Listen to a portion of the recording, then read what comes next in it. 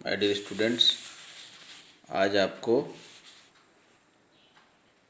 32nd assignment दिया जा रहा है। रिप्रोडक्टिव हेल्थ से रिलेटेड टॉपिक है sexually transmitted disease.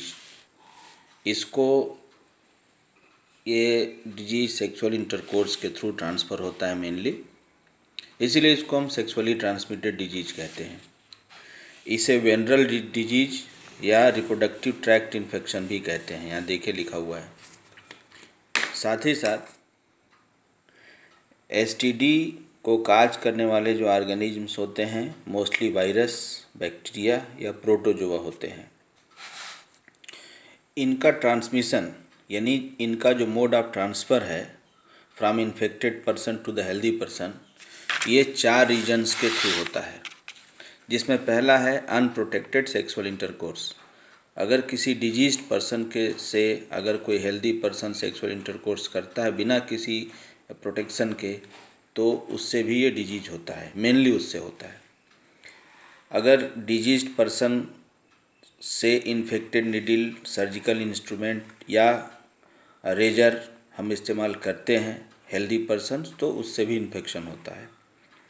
Blood transfusion के समय बहुत ही सावधानी बरतनी चाहिए। कंटेमिनेटेड ब्लड जिसमें डिजीज काजिंग एजेंट्स अगर हैं तो उनसे भी इन्फेक्शन हो सकता है।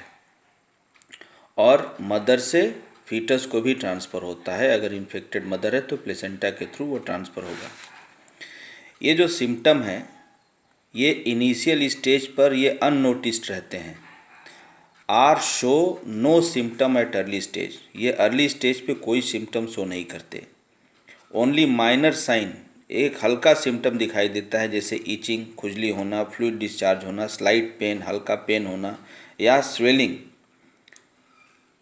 ऐसे दिखा, लेकिन कोई मेजर सिम्टम नहीं पता चलता जिससे उसकी डायग्नोसिस हो सके, उसका ट्रीटमेंट अर्ली स्टेज पर हो सके। यहाँ लिखा हुआ देखिए। कॉम्प्लिकेशन क्या है? पेल्विक इन्फ्लेमेटरी डिजीज, ये पहला कॉम्प्लिकेशन है इसका। एबॉर्शन, इन्फेक्टेड मदर से अगर इन्फेक्टेड मदर में फीटस ग्रो कर रहा है तो एबॉर्ट कर सकता है अर्ली स्टेज पर। स्टिल बर्थ, मरे हुए बच्चे पैदा होते हैं। या एक्टॉपिक प्रेगनेंसी। एक्टॉपिक प्रेगनेंसी क्या है? ऐसा है, फाइम्ब्रा जो ओवा को होल्ड करता है वो पैरालाइज हो जाता है सेक्सुअली ट्रांसमिटेड डिजीज के केस में, और जब वो पैरालाइज हो जाता है तो ओवा को होल्ड नहीं कर सकता और वो ओवा फेलोपियन ट्यूब में जाने के बजाय एब्डोमेन में ही ड्रॉप हो जाता है और स्पर्म उसको चेस करता हुआ फेलोपियन ट्यूब और फाइम्ब्रा के थ्रू एब्डोमेन में आके उसको फर्टिलाइज करता है। ऐसे कंडीशन में फर्टिलाइजेशन एब्डोमिनल फर्टिलाइजेशन होता है, जिसे एक्टॉपिक प्रेगनेंसी कहते हैं। एसटीडी को रोका जा सकता है। Avoid sex with unknown partner, always use these things during coitus, in case of doubt consult with qualified doctor. ये इसके हम इससे रोकथाम कर सकते हैं। टेस्ट फॉर एसटीडी, सबसे मेजर टेस्ट एलिसा टेस्ट है जो अर्ली स्टेज पे डायग्नोसिस किया जा सकता है। इसको पॉलीमरेज चेन रिएक्शन के थ्रू डायग्नोसिस किया जा सकता है, या जो मोस्ट वर्सेटाइल ट्रीटमेंट है जिसको कह सकते हैं microscopic examination of pathogen by specific staining. ये 3 टेस्ट हैं जिनके माध्यम से हम पैथोजन का पता कर सकते हैं। कुछ कॉमन डिजीज यहाँ लिखे गए हैं, जैसे क्लेमाइडियासिस है, क्लेमाइडिया ट्रैकोमेटस काज करता है। गोनोरिया है, निसेरिया गोनोरिया काज करता है। सिफिलिस है, ट्रिपेनिमा पैलिडम काज करता है। ट्राइकोमोनियासिस है, ट्राइकोमोनास वेजाइनैलिस काज करता है। जेनाइटल हर्प्स है, हर्प सिम्प्लेक्स वायरस काज करता है।